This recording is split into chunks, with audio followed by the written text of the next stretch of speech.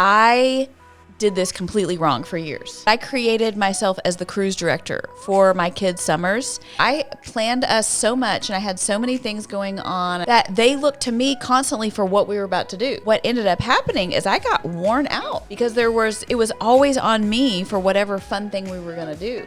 And so you have to be able to think about what your kids need, what you need, where they need to grow, where you need to grow, what would be fun for each of you guys. Hey moms, welcome back to the Gather Moms podcast, where we say what everyone is thinking but is afraid to say. I don't know. Sometimes I think we say things people don't think. Really? I think between the two of us, we pretty much cover what everyone is thinking. All the randos. Yeah. Yes. The various opinions, the various ways of seeing things. And, I think that's just part of what we do is we think through, what are we thinking about that's coming up or that moms are dealing with, but that they don't want to talk about. I know that we've done that a bunch of times. And I want us to do that with summer because I think one of the things that we've tried to normalize as we think about summer is that not everybody loves it. Yeah, but I love it this year. Okay, this year, it is so good because we're going to talk about that because you're about to have a different summer. A different summer. I'm so excited. Okay, good. Help me, Kate. How can I make this summer the best ever? Okay, Rebecca, I cannot wait. We're going to make a strategy today. Get you that word. going. I love that word. Strategy. Okay, so we are here to officially kick off summer with you moms, and this is our summer series, You Grow Girl. You grow, girl? I thought about naming it. By the way, were you surprised that that's the name of our summer series? Oh, no. I've known that for months. Rebecca has been neck deep in teaching. And so as we kicked this off, I was like, you just show up, sit in the seat. That's right. And I'll get this going for us. So yeah, welcome I to love it. Our summer series, You Grow Girl. Okay. I thought about calling it Let It Grow, but then I was really nervous that every time we would start singing, Let It Grow. Oh, I didn't even think about that. Okay. But I like You Grow Girl. Yes. And so I want us to have a Grow Girl summer. And I think that summer gives us a Girls Gone Grow. No, wait, be careful. Girls Gonna Grow? Okay, that's good. Yeah. be careful. I think summer gives us a unique opportunity to grow ourselves and our kids. Yes. And we have some time for like intentional trips, conversations, and activities. And so I want us to take these next 4 episodes to set us up for a summer of growth. And then we're going to be doing Homegrown this summer as a Gather Moms community. Rebecca, for those watching on YouTube, do you want to hold this Yes, I would lovely love book to. up? Okay, Homegrown is a guide Rebecca and I wrote. Rebecca, what is Homegrown about? Homegrown is about how to help your children grow spiritually in the Lord. Yeah. In a similar fashion to how plants grow. That's right. So when Rebecca and I wrote this, we were like really into vegetable gardening. I want to go back there one day. I want to try vegetables again. Yeah. I do. We are fully in keeping humans alive. That's and right. So we had to kind of let the vegetables go. But we both went through a similar season where we got really into vegetable gardening. Yes. And then interestingly, like as we were both doing it, we were like, whoa, this is how people grow too. Like no wonder Jesus used all these like agrarian metaphors and all of that stuff because when you grow plants, you go, oh, wait, this is exactly how people grow too. And so we wrote Homegrown. And the other reason we wrote Homegrown is because one of the questions we get asked most by moms is how do I practically pass faith on to my family? So, a lot of us didn't grow up in a Christian home, or we may have grown up in a home that was like a faith-based home, but there weren't really conversations about faith.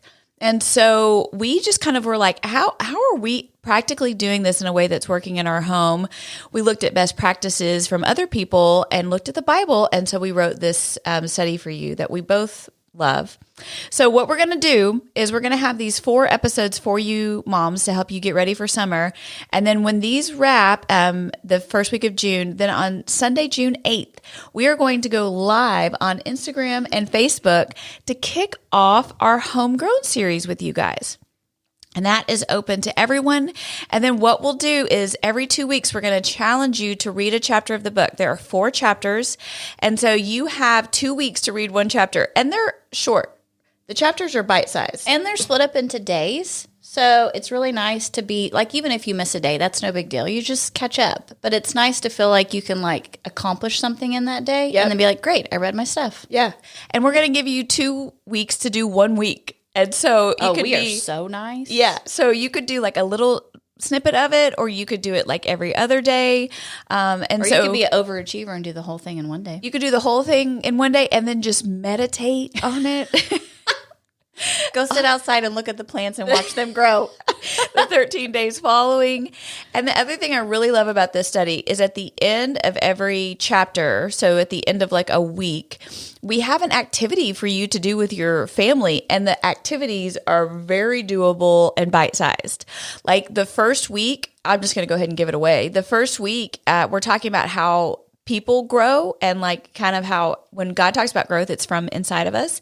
And so then you sit down with your kids and you do this activity where you have a water bottle and you say, hey, if I shake this water bottle, what's going to come out? And they say water.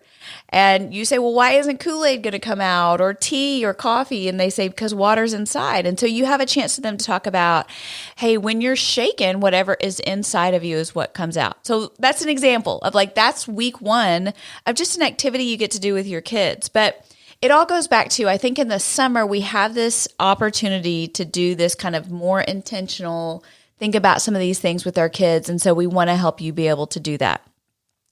We're going to put out 4 episodes that go with our Homegrown series, but we are only doing that on Gather Mom's Patreon. Rebecca, if you were going to tell them what Patreon is, what do you think that you might say? What is Patreon? Listen, the number of times that we go get coffee in the week, that adds up. Mm-hmm. But instead of buying a coffee, you could be putting that $5 towards the Gather Moms ministry. Absolutely. Helping moms around the world. Yeah. And having access to amazing content like Homegrown. Wow. I feel like you nailed that. Well done. Thank you. Very good. So Patreon is a place where you can support what we're doing here at Gather Moms. You know, we offer so much content free. And we're so happy to do that. But one of the things that we do is in our Patreon community, we go a little bit deeper. And that's really where we go deeper in our faith and deeper in some of these concepts we talk about on the podcast. And so over on Gather Moms Patreon, we ask moms to support us over there. So what we're going to do is if you support us at the $20 a month level, we're going to go ahead and mail you a copy of Homegrown to say thank you. That is so nice. For supporting us. And so you don't have to go buy a copy on Amazon that's $15. You can just go ahead and send that money over to Gather Moms Patreon, and we're going to put it in the mail to you with a couple of printables and a little packet of seeds. We're giving them seeds? Yes, so that they can do, because one of the activities in the book is to put little seeds in a pot with your kids. And watch them grow. And we're going to just make that so easy for you and put that in the mail to you. That's so fun. So we're going to put... This is so fun. Yeah. So we're going to put all the links to all of this in our show notes. We're going to put all this out on social media. If you get the Gather Moms newsletter, we're going to send it to you there. But your first best thing to do today is go ahead and go over to patreon.com/gathermoms or just download the Patreon app and subscribe so that you are ready to go with us when we kick this off on June 8th. Good job. Listen, I love the sound of June because June means I'm done.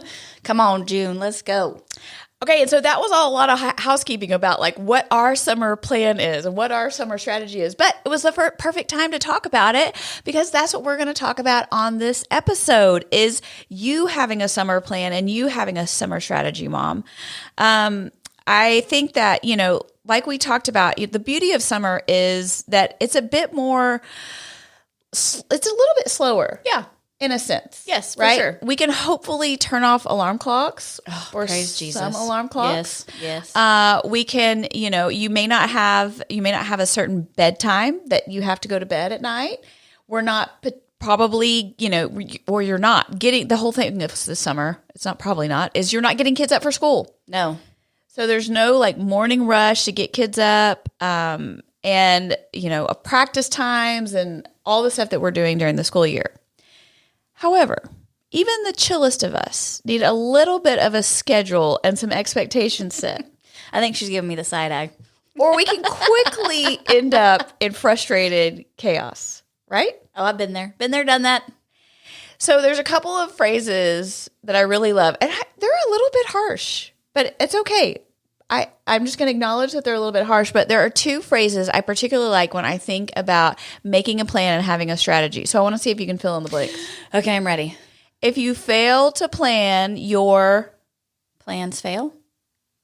Yeah, you're planning to fail. Like if you fail to make a plan, just go ahead and know that you're planning to fail. Okay, yes. Your plan is just failure because there's no plan in place. Right. Okay, the other one is if you aim at nothing, you'll hit nothing. Yeah, you'll hit it every time. If you aim at nothing, you're going to hit nothing every time.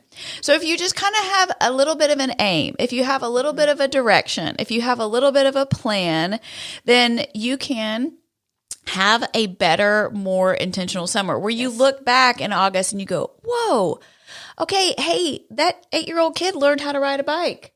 Or that 10-year-old kid who's been interested in piano learned their first song.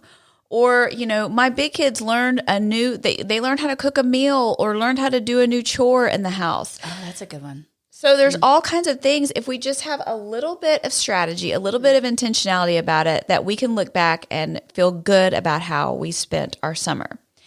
And so I want us to have a plan together. I want us to spend this time together in the podcast today to get realistic about how we can set a strategy for our families this summer that's good and realistic for the whole family. And I think so often when we think about summer strategies, the very first thing we do is get out the calendar and we just start filling it up with summer camps, VBS, holidays, little day trips, and then we go from there. Mm-hmm. Right? Because that's usually like the dog that's barking the loudest is you're getting these emails saying, sign up now for early registration. Yes. And I've got to start getting those things on the calendar. Listen, can I jump in real quick? Yeah. So this past week at 7:10 a.m., I got a call on my mobile phone from a number I didn't recognize. Okay. But I answered it. Uh-huh. It was a sweet little high school girl. I knew what you were going to say. Yeah. Inviting my daughter to basketball camp at 7:10 a.m. in the morning. I was like, I wanted to say, honey. She probably thought you weren't going to answer. Did you answer? Yes, but you don't call somebody if you don't think they're going to answer. Like, I just think that generation doesn't think anybody's going to answer the phone. And I frankly do not answer the phone. You didn't answer? No. Because the voicemail to transcript, I just read the transcript. And if I realize that's somebody I want to talk to, then I bop in and answer the phone. I was like, what if this is an emergency? What if this is someone in need? What if this is an alert from Rockwall County as to what's happening in my life? Can we say two things? Number one, I think it's a pro move by head basketball coach Cummings, or Coach Brewer, who I'm crazy about, because she's getting her team involved and helping recruit. They run this camp. It's so great. But maybe they need a little feedback of like appropriate times to make these phone calls. Well, and then I got off the phone and I thought, okay, I mean, they probably assumed we were up getting ready for school. Yeah. But what if it was my day off? 7:10 is early, baby. She sounded so awake too. I was like, how long have you been up? Yeah, because they get those basketball girls. They start practicing at 5:30 in the morning. Do they really? Well, then, yeah, she's been up for an hour and a half. Okay, I just wanted to say, listen, they are getting after us for the summer camps. To put that on the calendar, people. I'm saying it's everywhere. And we've been being advertised for camps and stuff since February, and so you're like. Yeah, but I don't look at those in February. I know, but then May gets here and we all start like having heart palpitations because it's like, oh my gosh, it's right around the corner, and you start freaking out. So then I think we just start throwing stuff on the calendar. And I think that's one of the reasons why we end up a little bit in this like overwhelmed chaos by the time that July hits, because we went too ham in May at filling things up. So I think that putting things on the calendar is the wrong first step.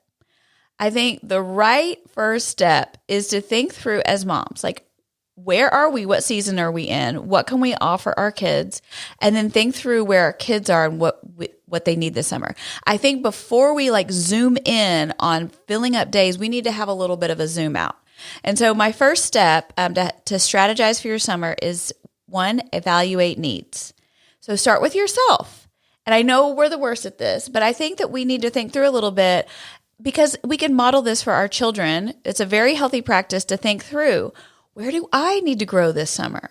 Do I need to grow in my relationship with God? Do I want to be reading more? Is there a concept that God has been, kind of knocking on my heart about a bit that I haven't done? Mm-hmm. Do I need to learn about forgiveness? Or have I been interested in maybe reading the book of Colossians? Or, is there a book I want to read or a speaker I want to listen to more? Like, is there something that if you kind of step back and go, hey, this is an area where I need to grow. Yeah.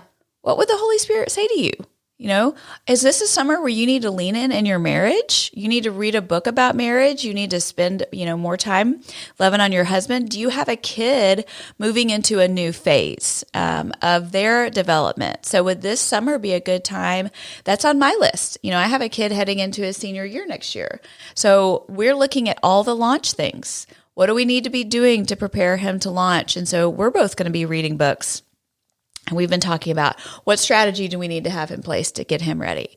So that would be my first question for you. Like, where do you maybe need to grow? Do you need to grow in your physical care? Summer might be a good time for you to book some appointments for yourself or one of your kids where you go see a counselor or you go to a doctor or you get a walking routine in. So that would be my first thing. I love it all. I'm in. Think about where you need to grow. I just don't think that we do that very much.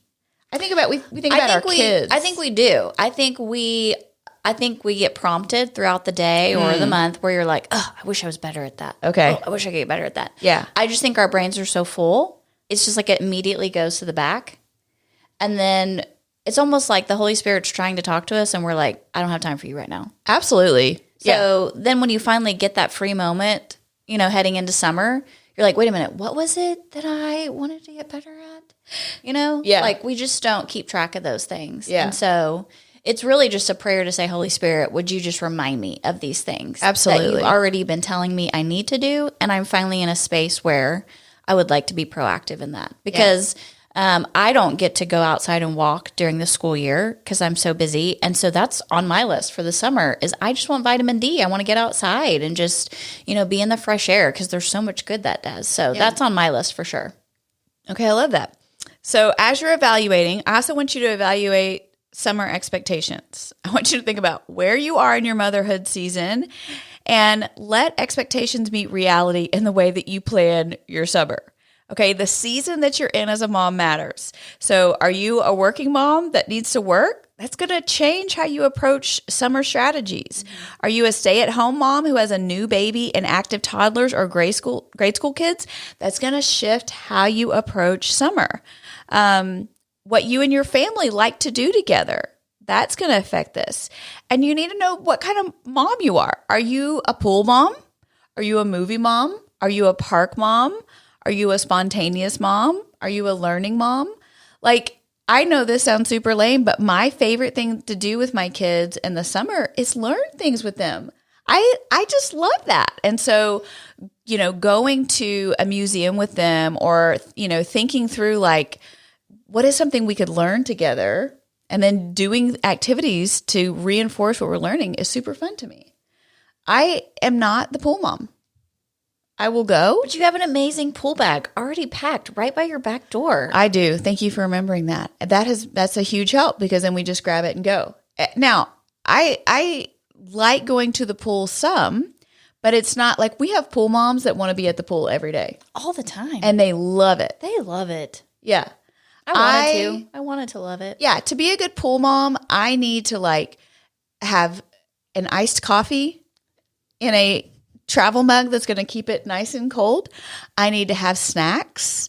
And it's honestly a lot easier now that all my kids can swim. That's right. So not saving people. Yeah, I'm more of a pool mom now. It was very hard when they were little because it's just so much work. And you get back to the car, everybody's hot, wet, tired. You usually have to go to the bathroom too, and I've been holding it the whole time because I don't want to go in the pool bathroom or the pool. So then you're like racing to get home. And then you can't get that wet swimsuit off, and you just get to experience new things. Yeah. Yeah. Please teach your kids not to pee in the pool. Okay, now I have a question for you. This is going to be borderline inappropriate. But I need to know, okay, if you're wearing a one piece and you have to go to the potty. Oh, yes, I know exactly what you're asking. You do? I didn't learn this. Y'all are the ones that taught me this. It was on a girls' weekend that y'all taught me the trick to going to the bathroom in a one piece. I never knew that. Really? Never. Okay, Mom. This may be your one huge takeaway. That's true. There's other people out here that don't know it. They need to hear. So you go ahead and see how you can explain this to them over the podcast. Come on. Because when my girls were little, we would be trying to go to the bathroom and they had swimsuits on, and it's just such a beatdown to take a wet swimsuit all the way down so that you can go potty.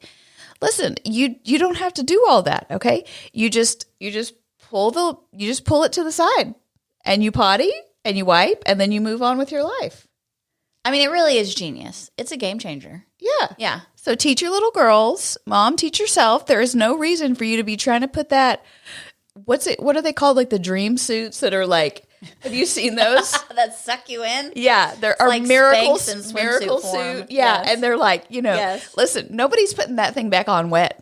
I just need you to know. You're going to end up like Ross on Friends that has like, when he got those leather pants, you probably weren't ever able to watch Friends. No, Dang it. I wasn't. Okay, when Ross was trying to put those leather pants back on and he's sweaty, so he puts lotion on. That doesn't work. He puts powder on. So he's stuck in this girl's bathroom. And anyway, that's going to be you in the bathroom. Don't do it. Just pull it to the side.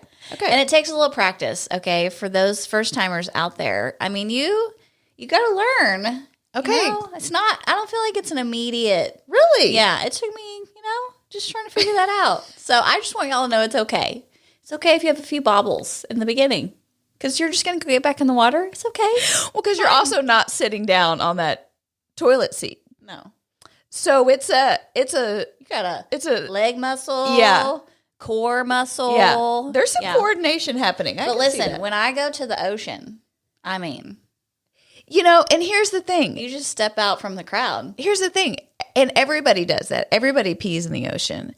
But doesn't that sick you out a little bit? No, because those fish are peeing in the ocean too. You know how big a fish is? You know how big a fish is? It's full of pee. A fish is this big, and their little pee is made for the water. No, it's got salt in it. It's cleaning it. Okay, it's but totally not fine. only are you peeing in the water, so is the burly man swimming next to you. Okay, but are you getting in the ocean assuming that is like clean, friendly water already? No, it's the ocean. So it's like if you're going to get in the dirty ocean, you're just adding more dirt. It's fine. I don't know. I have a hard time with it. I don't like to be around where a bunch of people are. Because you're thinking they're all peeing? Absolutely. I want to be over here in my own part of the ocean where God's rinsing it as it comes in and out. He's filtering it. So it's only my pee that I'm in, Okay, travel agents, we're going to need you to find Kate a private beach area because she doesn't want to be around those peers. No, if there's a bunch of people over, I just am like going over in my own little area. I don't want to be in everybody else's pee ocean. I just figure, I'm fine. Build immunity. Let's go. But will you put your head underwater? I don't typically put my head underwater in the ocean. You don't like swim? No, I don't swim in the ocean. I bob. I jump with the waves. Do you do, because like my kids and I like to do like the little wave surf thing, the little board, the boogie board. Yeah, but I'm still not drenching my head on the boogie board. I don't know. You getting pee in your face. I'm just saying. Again, builds immunity. It's fine. Listen, if you're a teacher in this world, you have ingested so many germs this year in your classroom, there's no hope. So you might as well go get in the dirty ocean. You're probably going to clean out some of those other germs. Okay, I have to tell you a funny unplanned story. So when my kids were little, we were at the beach, and my youngest son got stung by a jellyfish, and we didn't have anything with us. Mm-hmm. And my mom, who's a nurse, told Jeremy, you have to pee on Caleb's leg. Yes. And so Jeremy takes him off like in this place where, nobody can see us. Caleb's screaming in pain and also just completely freaked out that his dad is about to pee on him. That does feel like that could be traumatic. But then did it feel better afterwards? No, absolutely not. It's a wives' tale. It's an old wives' tale. There's another Your mom's a nurse. She would not tell you to do something that's an old wives' tale. Baby, it does not do anything good. This is another Friends episode where one of them had to pee on the other or something because there was a jellyfish. You've missed out on a whole piece of culture by the fact that you haven't watched Friends. I'm about to Google this. It really is not. It does not do any good. You need to have, is it like cream of tartar? That's what you cook with. I'm telling you, it's something like that. It's something you use for cooking. And who puts cream of tartar in their beach bag? People that know, keep it with them. What? Yes, it really is. It's a thing. We're not pool moms and we're not beach moms. Kate. You guys do not. Let's keep. We are chair moms. Let's keep the pee to a minimum. No pee in the pool. Show me a good chair with some shade. Minimum pee in the ocean. That's all I need. And then we need to find out. Somebody's got to answer us. Whatever it is you're supposed to keep in your beach bag for jellyfish stings. Don't go peeing on your kids. That they're going to be talking about that in counseling 20 years from now. You should just take the kid over to the group of people, knowing that somebody in that group is peeing, and just like wash. them in the ocean. Yeah, perfect. Wash them around. Absolutely. Okay. Well, we really got off on a tangent there. That was fun though. Okay, so here's the reason why I'm talking about expectations, because I did this completely wrong for years. I inadvertently, I didn't realize I was doing this, but I created myself as the cruise director for my kids' summers. And what that meant was, I planned us so much and I had so many things going on and I was so planned and so strategic that they looked to me constantly for what we were about to do. Right. So it was like, what fun thing are we doing today? Okay, what are we doing next? And what ended up happening is I got worn out. Yeah. Because it was always on me for whatever fun thing we were going to do. And so you have to be able to think about, what your kids need, what you need, where they need to grow, where you need to grow, what would be fun for each of you guys. And, thinking about the kids, do you want to get them reading a book? Do they need lots of interaction or do they need quiet time? One of my kids could be with people constantly. And so that means that we have got to have lots of friends in the neighborhood because I am not going to be the number one play date for that child. So here's the deal, Rebecca. I know you're not a super planner. But if you thought about for you and your family, like what an ideal day would look like for you and then like for your family this summer, what do you think that would be? Well, I've been through all the different seasons too, where I tried to overschedule and underschedule and fly by the seat of my pants. Yeah. And I don't know that I figured it out yet. I don't know that I've had like the perfect go at it, but I do think I'm wiser. And so I do think you need to get outside every day. Because I think vitamin D is important, and there's just something about being in the sunshine and nature that helps you kind of detach from all the technology and things we have going on in our house. So I would love for me and my kids to get outside and go for a walk or a bike ride or even just sit in the backyard, like in the shade. That would be lovely. I do think that when you lay your head on the pillow at night, having a feeling of being productive that day makes you sleep better. Because all of us know what it's like to have like 5 days of nothing. And by the fourth day, it's like, I'm not tired. I can't even go to bed. Sure. There's something so good about feeling productive, having done something. So even if it's just cleaning out a closet, like whatever I could do during the day to just get one thing off the list and feel like I was productive. And especially for my kids, we all know that with them growing, their closets are overfilled with things they can't wear and toys they don't play with. And summer's the perfect time to kind of get resettled for the next year. So I think it's good to do something productive. And then for me personally, because I teach school now and I have to get up super early, time with Jesus is very hard to come by. So my number one goal for the summer is just to be reading my Bible. I love that. For me, not to teach, not to learn, not to like deep dive, because I think that's always my go-to is, okay, well, let's go Google. No. Just read it and take it in and just meditate on it like you talked about. And I think that's good for our kids too, because our kids are getting up early to go to school too. So if they're not in God's word, the summer is a perfect time to teach them how to have a quiet or a devotional time with Jesus. Knowing, and this is where I think as moms we have to be okay with this, knowing that when school starts back again, some of these beautiful rhythms they're not going to be as easy to maintain. Sure. And that's okay. Not to beat yourself down, Yeah. but to go, if this is my opportunity to kind of fill up that bucket, I'm going to do it right now. So that when I get to that fall season where everything's crazy and I'm just having to take from the bucket, there's something there. Yeah, to take I love from. that. I love that. That's really good. So I love what you just did because, I texted you this question earlier so that you could think through these things. But I mean, don't you feel like it's helpful just to have 100%. You took a little bit, you sat down and you thought about what is Yes. going to feel good to me this summer. And that's the whole point, moms, is this is not like you have to take hours to do this. This is you sit down for 5 or 10 minutes and just talk to the Lord, get quiet and think about what does my family need? What do I need this summer? What is going to look good? And just really kind of dream about and think about what God has in mind for your family this summer Agreed. before you launch into step 2. So do step 1. And then step 2 is to strategize. And so here's where you're going to think through any daily routines, get specific about goals and scheduling. With routines, we've talked about a myriad of things on this podcast, and we have various strategies on our blog with all kinds of things. And you can find a million things on Pinterest, things that you can print out. And so just think about what's going to be good for your family. My family, typically, the strategy I run every summer is that those kids have a checklist in the morning.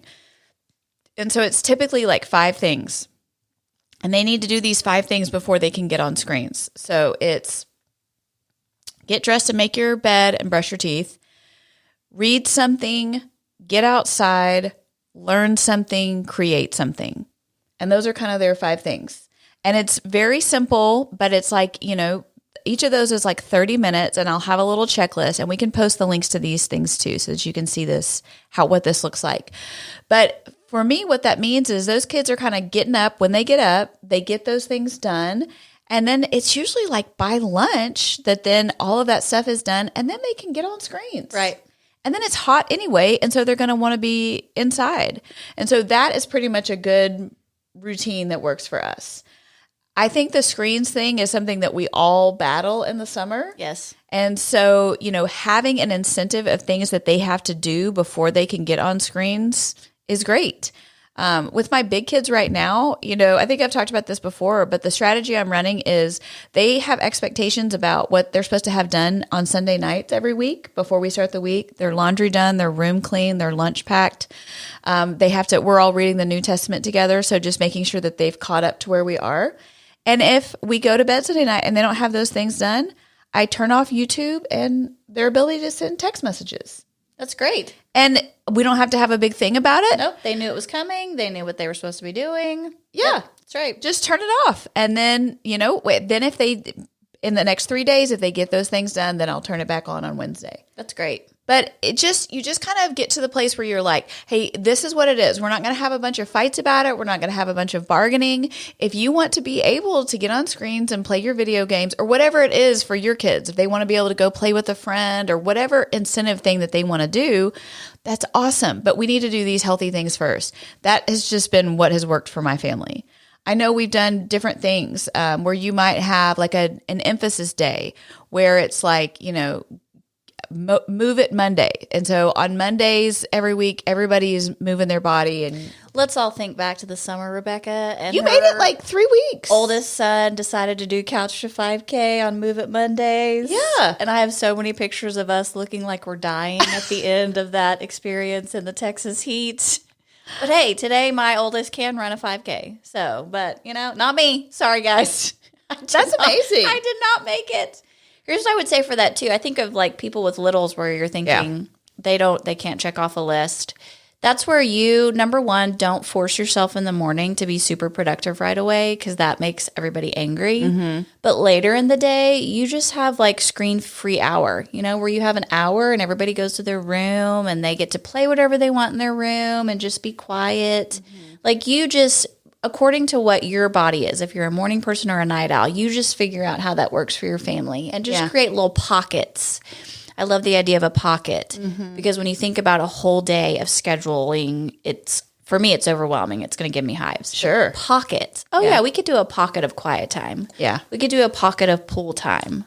We could do a pocket of mom read. So there's just some things in there where I think, you can be a more flexible mom and have a schedule. You can do both, moms. Yeah. You can do both. Yeah, I think that's so good. And thinking about what sounds good to you and your kids. I think one of the things that derails us so much in this area is dadgum Instagram. Because we just feel like nobody is posting on their Instagram of them just sitting around in their house all day in PJs. They're just not. Except for that one lady that makes PJs, and so every time she gets on Instagram, she's in PJs. Who's that? Do you want me to say her name? Mallory Irvin. It's called In My Sundays. Shout out to those moms that love In My Sundays PJs. Okay, cute. Y'all, she must have 1,000 PJs because every time she's on Instagram, she's in PJs, and it's a different pair. It's beautiful. Her life is beautiful. But she's only going to put on the gram when she's looking cute in them PJs. It's probably not when she actually woke up out of the bed after not sleeping all night. I just think that that's not realistic for the rest of us. We can't live in our PJs like she can. No, I'm just saying the whole thing is not realistic. What we've got to keep reminding ourselves that what we see out on social media is not what's actually really happening. And so I felt like what I was always seeing was moms constantly doing all these fun things with their kids. Ice cream, pool time, library. We got a membership card. We're checking off our reading list. Yes. And it's like, oh my gosh, I've got to get going. No, nobody is doing all that stuff all the time. And if they are, there's a lot of screaming. Okay. So, you've just got to be realistic about what real life is like. And I love, I love having pockets of quiet. I think that's a really great thing to remember. It just keeps you sane. Okay, so step 1 was to evaluate. Step 2 was to strategize. Step 3, this is the other one I think we forget, and I think this will be a game changer for you, and this is involve. Listen, our kids, no matter the age, are going to go with the plan much better if they have buy-in. So you're going to have less run-ins with more buy-in. If you just kind of come up with this whole thing and then you go to your kids and you say, this is what we're doing. These are your goals for the summer. This is what your schedule is.